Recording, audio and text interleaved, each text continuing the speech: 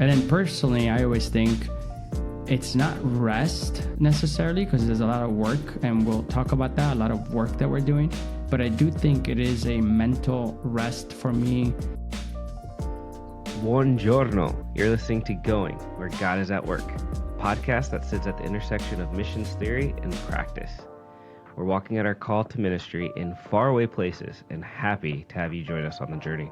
I'm your host, Jesse Pauli, a missions leader serving in Rome, and I'm here with Alessandro Di Leonardo, church planter in Cisterna di Latina, and Jen Williamson, our missiologist who lives and works in Lyon. Good morning, everyone. Good morning. Hello. I am not in Rome. I'm in London right now, so I'm cold, but usually I am in Rome. How are you guys doing today? And usually you're hot in Rome, Exactly. at least this time. Yeah. I'm good. I was sharing with Jesse when we first got on that I spent the day yesterday doing the parts of my work that I don't love, and we all have parts of our job we don't love, but they end up taking me longer than I think. It was a lot of administrative planning for conferences, things like minute-by-minute sheets for MCs that include announcements and, all of the information I have from different emails and from different planning sheets, and you have to, bring them down into one thing. And because I have all of the information, I always think, I'll just get this done by lunch. And it was all day. Oh, So we have days like that, right? that's where AI needs to be your friend. I know. Co-pilot or one of these needs to be able to look at all your information and compile that for you. That executive assistant you keep bringing up, Jesse. I don't know if that would fall under that job description. I'm trying to figure out what that. But I think you're right that AI could do it in one sense, but in the other sense, like I don't know how to get it to put it into this, like the format of the sessions. That, you know what I'm saying? Like I could put all the emails and all the stuff, all the information is on Google Drive, and I think to figure out how to get it and to ask the right questions, I'd still have to design so much at this point that it might not have saved me much time. But that's true. Yes, I should be heading that direction. The prompts to give it, right? Yeah, I'm still learning. It's like being a good counselor. You have to learn the good questions. Now we have to learn how to talk to AI. Exactly. Exactly. I think that's a great parallel. Well, today we're going to dive into a topic that is often so misunderstood. Speaking of trying to learn language and talk to AI, this concept of missionary furloughs, which, like we were saying offline, furloughs is such an interesting word. I never knew what that word meant. So before we got on, I was looking it up, and it is like, it's such an old term. It basically means like, you need to stop doing your work for financial reasons or something to that effect. But now it also had connotations of being rest and relaxation or vacation, or now people have changed it. Missionary organizations are using other terms. So we're going to talk about it. Is it a vacation? Is it a necessary evil? Is it just something completely different? So this episode is going to be Missionary Furloughs, the good, the bad, and the ugly. And as we talked about in our last episode, this whole season, we want to kind of look at how do these things impact us internally, individually, but then also how do they impact our ministries? So externally, what impacts do they have on us? So to kick us off, guys, why don't we just tackle some or share one or two of your most common like misconceptions or things that you've heard kind of about the idea of missionary furloughs. I think we've all been on them relatively recently. So at least you and I, Jesse. Yeah. So to be honest, full disclosure, I don't think I've ever done I've been in France for 15 years. I don't think I've ever done what anyone would call a full furlough. I don't know what time frames people are looking at. The longest we've gone back to the US in 15 years was 1 6-week stint. We've never done more than that. I know in the past people had to do a year. Yeah, you bring up a good point. I know it used to be like every 4 years you'd go back for one whole year or something like that. That's Right. how my wife's family was, or it was every three. I can't remember, but yeah. Well, every organization had a little bit of a different nuance to how long, but usually it was longer than a month or two. Well, and it would depend too on the country that you're serving in. Sometimes there are visa requirements, or so there's a lot going on there. But um, I think, yeah, I think one of the things that I run into that always gives me an awkward moment is people are like, "Oh, you must be so happy to be home." And after 15 years in France, even when they stamp your passport going back, they're always like, "Welcome home." And I'm like, it sort of feels the other way around because I live in France. So I'm getting my bed and my food and going to my church when I'm going to France. And it's awkward because it is nice to visit the US, but that's what it feels like at this point in my life that I'm visiting the US. So it's not really a bad thing. It's just one of those comments I never quite know how to Yeah, how to respond. respond to. Yeah. Yeah. It's kind of like when people ask third culture kids or missionary kids, like, where are you from? And no one ever knows quite how much to give. And yeah, I think for me, it's the idea of like vacation is the biggest. Like when I left, all my Italian friends were like, "Oh, you're going on vacation," or they've since said like, "How was the vacation and everything?" And I'm like, man, if you only knew what we were doing. And then even in the States, there are some people who thought, you know, that we were on vacation. It's like, oh, this is Right. not exactly how I would design a vacation if I was designing one. So I think that's Yeah. why they've changed the terminology, right? So, like, organizations are using things like sending center ministry assignment or home ministry assignment, so that the terminology is even saying that what you're doing when you're back in your sending country is a ministry assignment, not a vacation. yeah, I think that's kind of like at first it kind of was like weird to me. I was like, why are we just being so picky with the use of words? But then the more I'm like, yeah, Yeah. home, especially now, like my daughter, And the whole time she kept saying, I want to go home. And she was talking about Rome. She wasn't talking right. about, Nebraska. So, Well, for me, what I like, of course, vacation. I hear that a lot, but having a plan at church to leave, it's always funny the reaction. It's not the question, it's the reaction that people always have. Like, wait, who's running the church now? Always. So like, sort of like, oh yeah, I didn't think about that. Like, I don't know who's running the church. It's always that funny. Like, did you think about that coming here? Like, do you understand the impact? It does have an impact, and we'll touch upon that in this podcast. But I just love that reaction, sort of like they are realizing for me that I didn't think about what's happening home. no, it's so true. Yeah, it's one of those things that I guess there's probably not very many other jobs where it happens very often.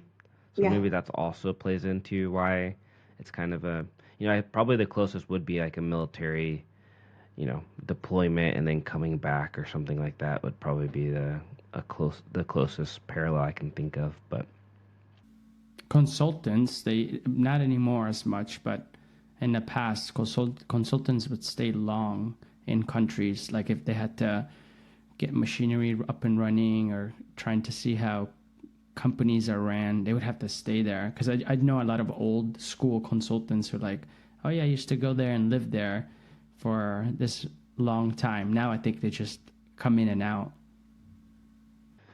which I guess let's talk about that for a minute because as we've alluded to, the whole concept has changed quite a bit. And maybe part of the reason why it looks different, times are different, what we call is different, is the ease that we have to fly back and forth, to communicate more regularly. Um, so I guess maybe we should tackle the idea of purpose. Like, what's the Mm. purpose of the furlough? And then, how would you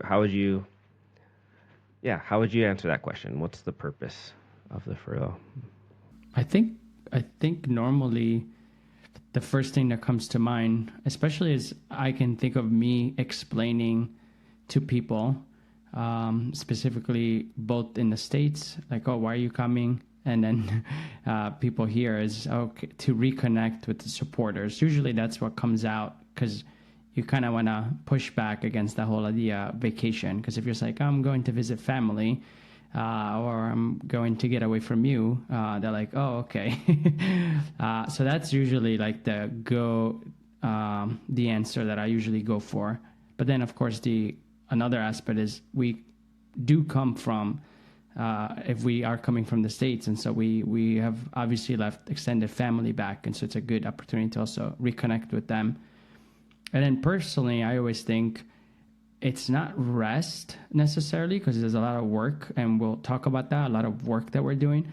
But I do think it is a mental rest for me, because I'm detached from the everyday work assignments I have when I'm running a church. There's so much I could do when I'm away. I mean, I'm still connected, but I am mentally detached from it.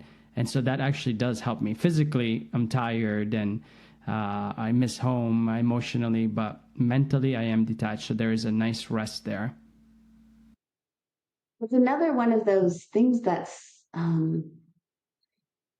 don't know if it's evolved as much as it needs to, but historically probably also served a different purpose with missionaries, where a lot of times mission work was being done in very remote places where living conditions were really hard, where access to services like a dentist or a doctor was unheard of.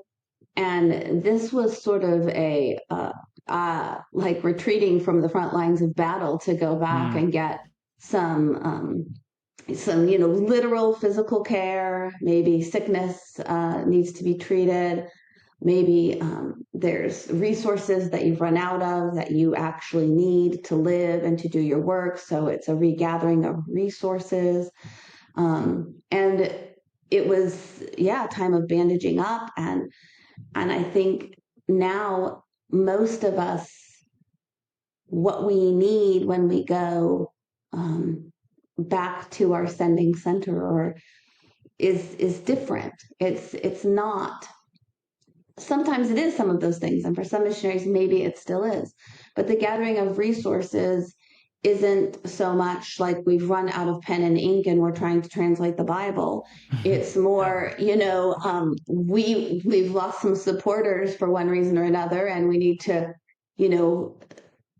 shore up our financial support team and do some, outreach that way. It's not, we need to go back and report about what God's been doing, because we have a million other avenues to do that right now.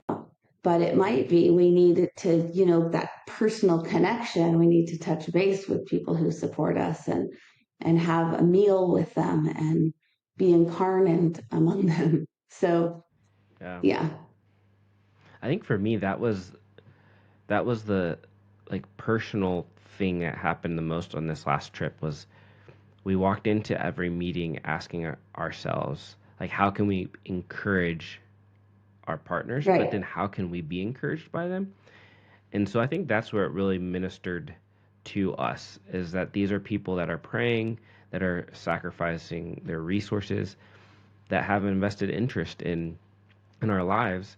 Some are following more closely than others, our newsletters and things like that, but everyone is giving in some way. And so for me, that was extremely encouraging and kind of validating in a sense too, because some of these people knew us far before we were missionaries, and so they were able to kind of affirm, like, you are doing what God has called and prepared you to do since we knew you as, a child or as a high school or whatever. And so we gotta have that encouragement. And I think, I think that was important. That was a way that it was beneficial to be back. I mean, there was other benefits, obviously, but that to me was a... Yeah, but that's so true, Jesse, because even that real-time exchange, like if you're sending out newsletters, you might get an email response later, but it's not the same thing as having a conversation in real time where it's mutually encouraging and you can really draw off of what's being said in the moment. Yeah. Yeah, I guess, yeah. And I guess one of the things we should talk about a little bit too is like, what are the implications, or what's the impact, positive impact, I guess, that it has on our ministries? Because I know one of the things I think as a leader, anytime as a leader you remove yourself from the situation or the place you're leading, you create space for other people to step up, to step Yeah. into leadership. So I think that was something for us. But So we're talking about the good, the bad, and the ugly. So if we're starting with the good, yeah, yeah, I think you've brought out a really good point. I have noticed that when we leave, it means the people in the churches that we're planting have to kind of step up a little more and own it a little more. It's like a test drive of handing off the baton without fully, without it being the permanent change moment. It's a way to see how do things go when I'm not there. And it also then starts to reveal, oh, there's some gaps here. There's some things we haven't actually communicated because they were implicit for us, and we can learn from this that when we were gone, all of a sudden people came to church and no chairs were set up, and we didn't think to communicate that we get there, at such and such time to set up chairs. So yeah, we got a preacher, but we forgot to get someone to set up the chairs. That's funny. So unlock the building. Right. Yeah, I think too, one of the things that has been good is it kind of reminds the people that I'm ministering to that I'm not from there and that I've given up, in a sense, a life and family and friends to be in their country. So I found that was been also helpful. People have asked kind of how it went, and when I share, this is what my family's been through or whatever, it's kind of been a way of, I've seen their eyes like, oh wow, yeah, I never thought about the fact that you're here and you're not able to be there for your family or help your family because you're here serving us in a sense.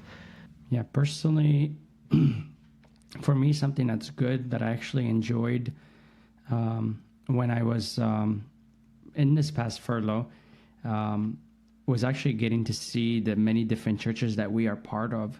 To me, that I need that to feel like I'm part of the team, because you're like, oh, I'm part of this team and we're being supported. But I send out all the newsletters. They don't send out newsletters, so I'm kind of like, what is this hub of people, a hub of churches that I'm part of? And so going to these churches actually helps me see what I'm part of, and it encourages me a lot. It does. It was one of my highlights to be able to visit the different churches that we are part of, and to me, that I need to see who I'm running with. Let's say. Yeah, and the platform too to speak of what God is doing around the world. I know particularly for Americans in the United States, it's such a large country with very few borders of foreign countries, and you can live a very insular life. Everything in an American's life can revolve around what's going on in my town and in my country. What are our interest rates? What is happening, in my schools? Like these things, and that's not a bad thing. But the world is a very big place, and God is doing things and active and interested in things all around the world. And so I know too that even when I'm speaking like to a church where not everybody's supporting me, but the church is supporting me, there's really an opportunity to give glory to God and to help people expand and enlarge their vision of who God is and what God is doing. And I really like the opportunity to do that. let's shift gears a little bit. These are great things that are good aspects to the sending center ministry assignment, furloughs, whatever we want to call them. But what are some of the things that are hard? What are some of the things that are bad, dare we say? What's part of the struggle of stopping, in a sense, ministry and stopping what you're doing and going back? Can I start with something light, but it's serious? Yeah. At least for me, this happened twice. I've only gone to furlough twice, and is the gaining the weight, man. It's just something about going back and saying, oh, we don't have this, so I gotta go. And then of course the people who meet with you, what didn't you have yet? Because I wanna feed you. Plus, every meeting has to involve food. So you're like eating Exactly. 6 meals a day because everyone, let's meet for coffee, let's meet Yes. for this, let's meet for that. Exactly. And every meeting you're eating. Yep. Yeah. Yeah, that is definitely part of the bad. Also, I would say for me, the lack of physical movement. Hmm. You know, we live in Europe, you're constantly walking, getting on a bus, getting on a tram, you know, going for a stroll in the park.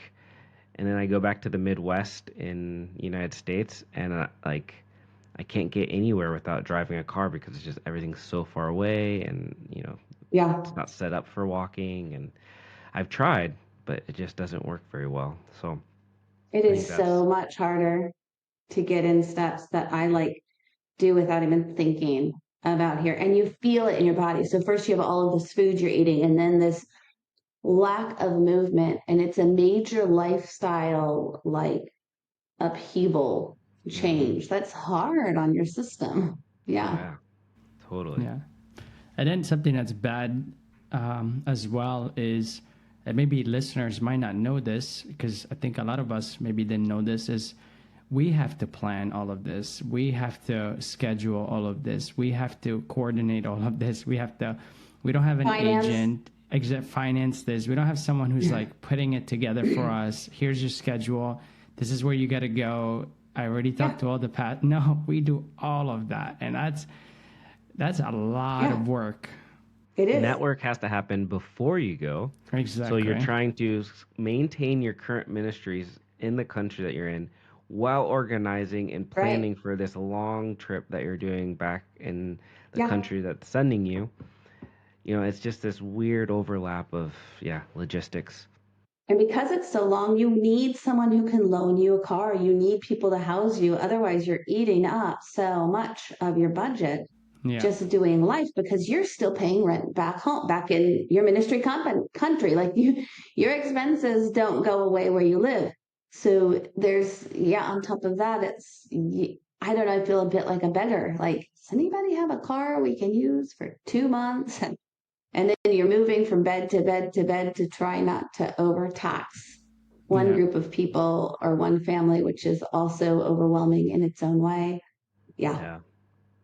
And I think part of that component of the constant moving, seeing different people, just the disruption to your rhythms, your family rhythms, Right. it plays a toll on your spiritual rhythms too.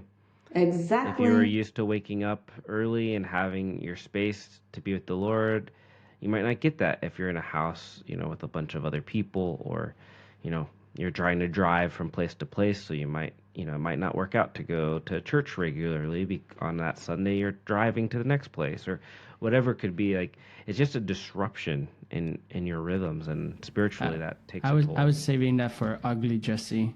To me, that's a ugly. To me, it really, that's the thing I dread the most going away is, I don't know, I'm so dependent on rhythms that it throws me off. Yeah. I mean, that's I guess, what I was saving for the advice section towards the end. So we can talk about that there too. But as someone who doesn't just travel for a home ministry assignment, but who travels all the time, one of the things I've had to figure out is how to have portable rhythms. Which rhythms are portable and which rhythms do I have when I'm home? And then different, it's not that I don't have rhythms when I'm traveling, but I have to have different ones. So yeah, we can talk about that later. For sure. I think too another component of the bad, if we're thinking of like the impact that these types of trips have on our ministries, is exactly that. You're away from ministries for so long. Um, this year we tried to take advantage I'd say much of the world that's influenced or impacted by Catholicism tends to take August off. Um, I don't know if that's directly correlated to Catholicism, but it feels like Catholicism has a big part in that. Anyways, and so we thought, okay, that's for us. Might be a good time because most people leave and they're on their own vacation, so why don't we go on our vacation, quote unquote. Um, but I feel like I don't know. I haven't had time to fully process it. This is the first time we did that, so I want to sit down and think more about it. But I think there's some good to doing it that way, but there's also some bad because now we lose what was kind of a built-in holiday time, vacation Right. time, because we spent it working back in our sending country. So Right.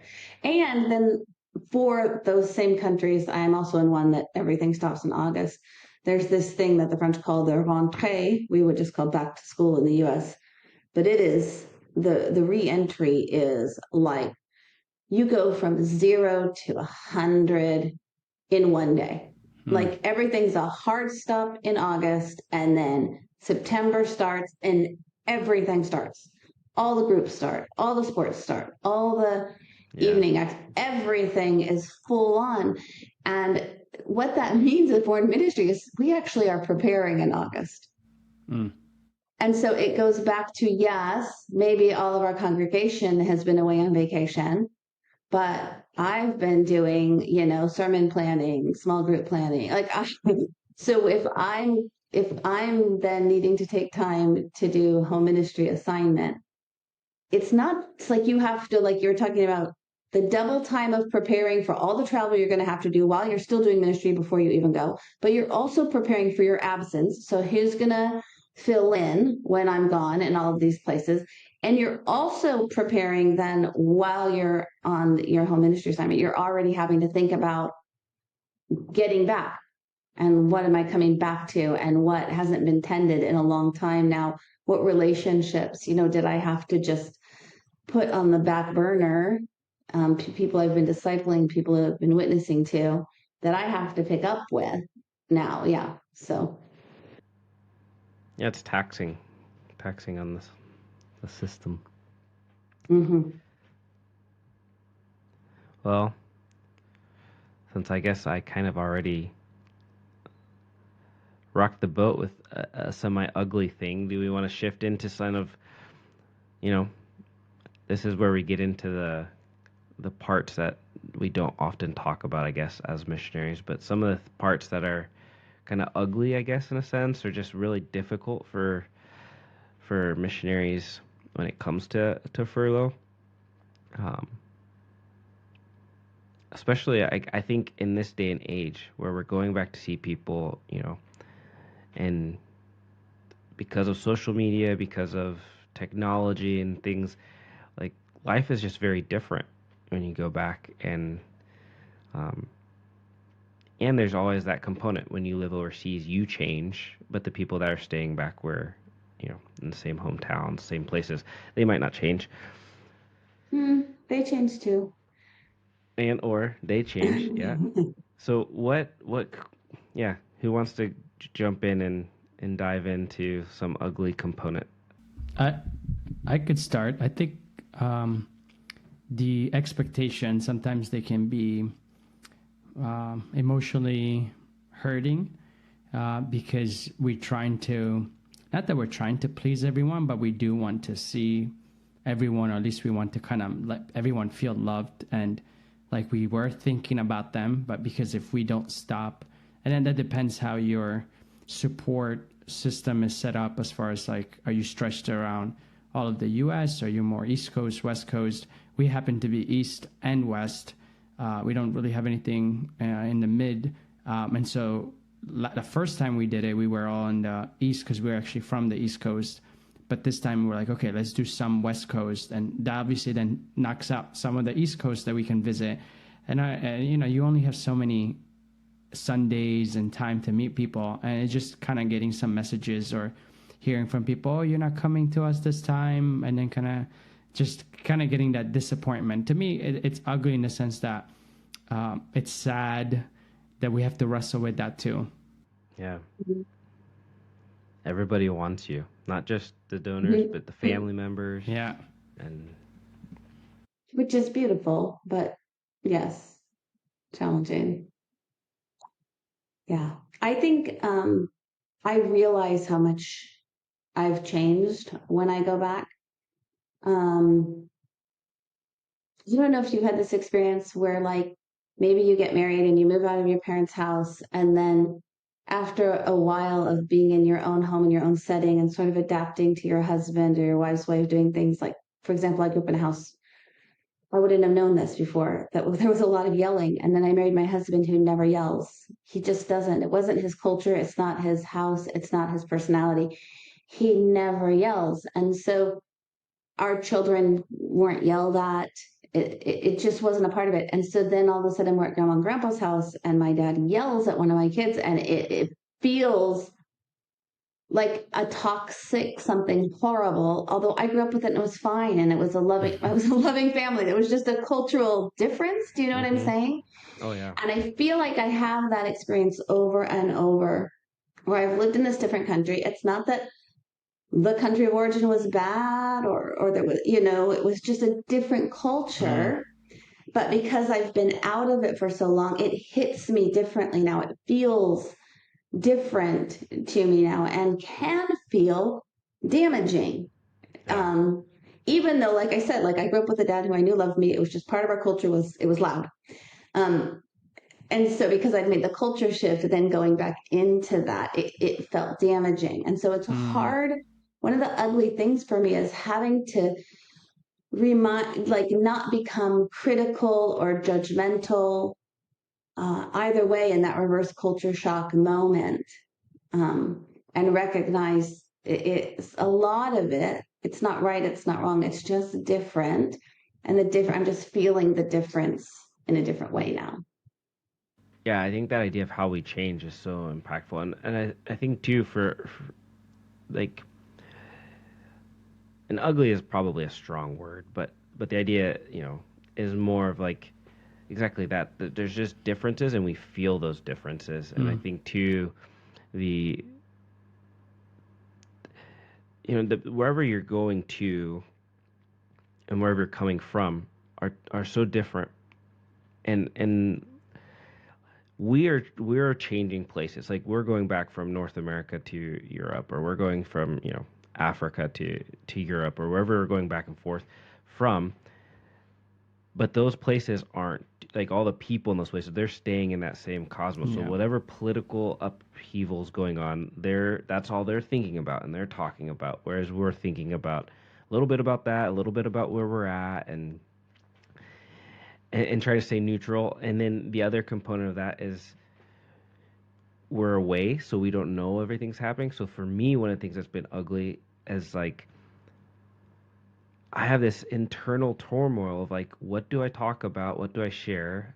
And what do I agree with and don't agree with the people I'm meeting with? Because in some ways, my livelihood depends on that. Like, they're financially giving. Right. And if I say something just because of ignorance or just because I disagree with them politically or anything like that, it could turn into them saying, oh, we're done supporting them, or, we're taking our That support. is ugly. And, you know, and sometimes people they're well meaning, they're very well meaning, but they put you in positions as a missionary where you're like just don't know how to answer that. Like what do I say? Anything I say is probably gonna be misunderstood, or I was talking to a missionary recently who works with refugees, and he was telling me how he was struggling because there's an American family that he was talking to, and they were like, yeah, isn't this just great?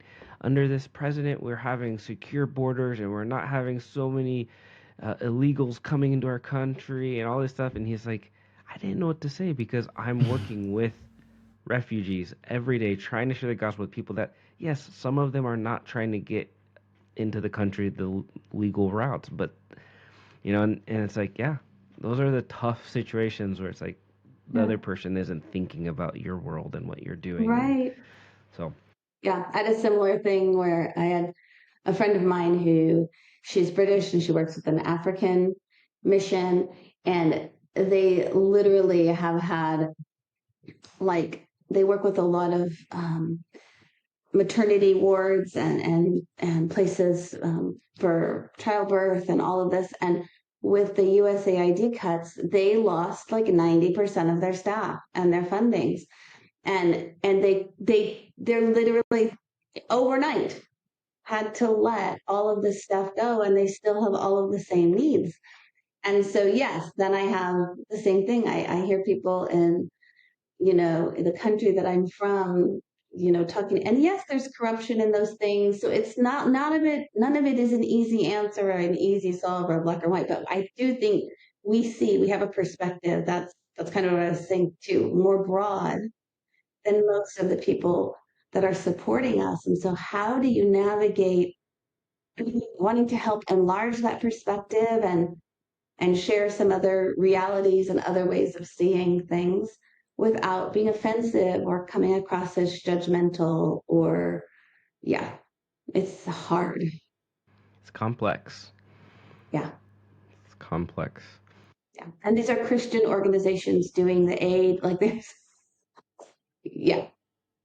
So speaking to that, it is complex. It is difficult to try and navigate all of this. But there are strategies, there are principles that we can apply to going back that can help us during that critical time to do it well, to be able to reduce the amount of pain or difficulty that furloughs can be, because the reality is maybe the churches that we're going to visit or the people we're going to visit, they don't understand everything that we're going through, or but their heart, their desire is to encourage us, is to bless us, Yes. is to serve us. So I don't know, let's spend the next couple minutes just what kind of advice can we give to missionaries, maybe even young missionaries who are going back for the first time? What kind of things can we encourage them to think about or to do that might help their experience go well? And even, I guess we could even say, to supporters, because I'm sure there are people listening to us that are supporting missionaries, and maybe if we have something that we can share that might help them welcome well missionaries who are on furlough. Yeah, I think what helps with a lot of things, but in this case, as we talked about the different nuances and difficulties in planning and getting flights, coordinating with people, is to just plan ahead. It's just something that you're gonna have to realize it's part of the job, and so don't leave it to last minute. There's a lot of coordinating, and so just try your best to plan ahead, not just to the people there, but also to the people you are leaving behind. Kind of plan, at least for me, when I was leaving my leaders, as I was going, I prepped them so long to say, hey, just a reminder, we'll be going to the States, giving them a mental space to be able to kind of be ready for it, instead of like, oh, guess what, we're leaving next month. Like, what? So I think planning ahead for everyone helps. I think that for me, it goes back to those rhythms and figuring out not how do I do the same rhythms if I get to spend 30 minutes in the Word every day when I'm in my own house, and then 20 minutes in prayer and journaling. Just because that can't be my reality when I'm traveling, it doesn't mean we throw the whole baby out with the bathwater. And that applies for the eating and the walking. I mean, David and I have even just driven to a mall to go walking in the US because we just know we need to get movement in. I mean, it's a question of figuring out how to do what you need to do, even though it's going to be different and look different in that period. And one of the things that I find I can't not do, especially when I'm on in the States and on that kind of assignment, is I can't neglect taking time to be with the Lord. And maybe it's not first thing in the morning because the whole family that I'm staying with is up and getting ready for work and all of those things. Maybe I have to find a different time of day. Maybe I have to create a different space. Maybe it's not what I would consider ideal. But if I don't take the time to step back and to reconnect with the Lord and to sort of take stock, because all of these things come at you fast and furious. There's comments that come out that people think are just a throwaway comment that everybody agrees with, that it hits you differently because you've been out of the culture for so long and you hear it differently, and maybe it hurts your soul, maybe it makes you angry. If we aren't making the space and the time to deal with that every day, it just becomes this big, heavy thing that we're carrying along with us in that space. And to be able to go back to the Lord and say, wow, I thought that way a year and a half ago, and now I've lived in another country and my perspective is different, Lord. And am I right? Is the other person right? Is it not a question of right and wrong? What do I do with these feelings of loving this person and disagreeing with this idea? If I'm not taking that space to do this, I can't navigate this in healthy ways and continue to be that ambassador that's speaking for, what God is doing in these places, and that sort of thing. Yeah, that's good. I think another component that I found a lot of benefit from this last trip that we did was really, I guess, the boundaries, like really finding things that I could set as like, okay, one of the things we did is like the first 4 days, we found a couple that we could kind of use as our landing pad. And we knew that we would be encouraged by them, that they were a good place for us to be at the beginning. And they really blessed us, and they allowed us to get over jet lag, and they allowed us to be kind of, out of it for the first couple days and not feel like we had to be on right away with people, hosting us. That was a helpful thing. And then we did a long road trip, and throughout the road trip, we had a handful of experiences that were like, okay, this is a family day. This is a time that we're going to use just for doing something fun, something memorable for the kids, for us as a family.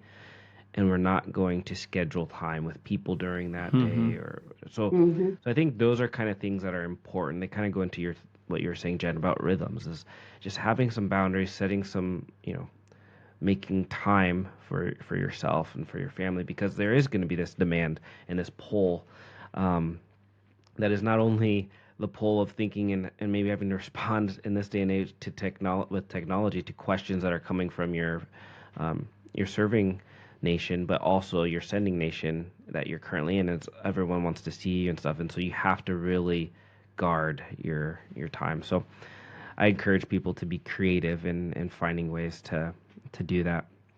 And then also I find a positive thing is, these are opportunities to look at, it's when I'm in the States and meeting with my sending church that we start talking about what would it look like for them to send a team, and what would it look like for them to share in our ministry in this way, or how can, how might the investment you're making in a shift, or how can we contribute to what you're doing in this place while we're here. And don't miss those opportunities, I guess, would be the advice I would have. There's so much more that can happen through a face-to-face conversation than can happen through emails or even Zoom calls, especially when you have a week later to think about it and come back and talk again. And then, 3 days later to talk about it again. That's what you have the opportunity to do while you're there. Yeah. Yeah. And I would say, to add to what we deemed as a bad thing, is with all the logistics and trying to put all together, it doesn't mean that you can't ask for help.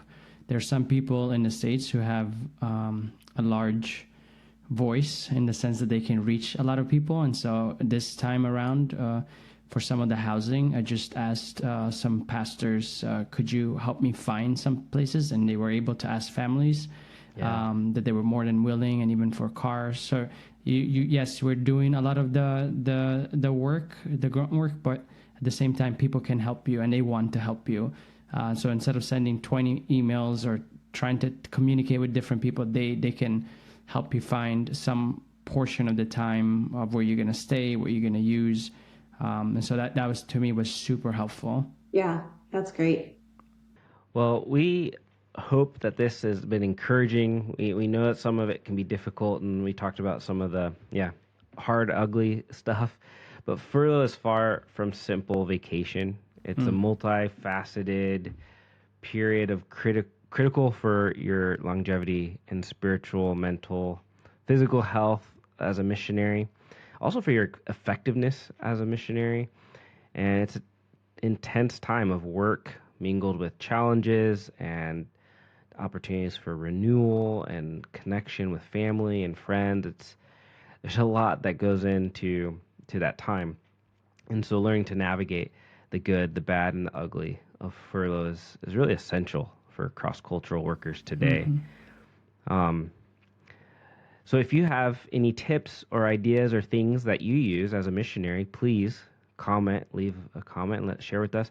Or if you're a supporter and you'd like to understand more or have some ideas on how other supporters can host well when ministries come back, please leave a comment and include that below. But thanks for tuning in to today's episode. We hope you enjoyed the conversation and found it insightful. Your ministry is important, and we hope that you consider your time spent listening to us as part of an investment in your work. Don't forget to subscribe, leave a review, and share this podcast with your friends. And until next time, keep going wherever Jesus leads.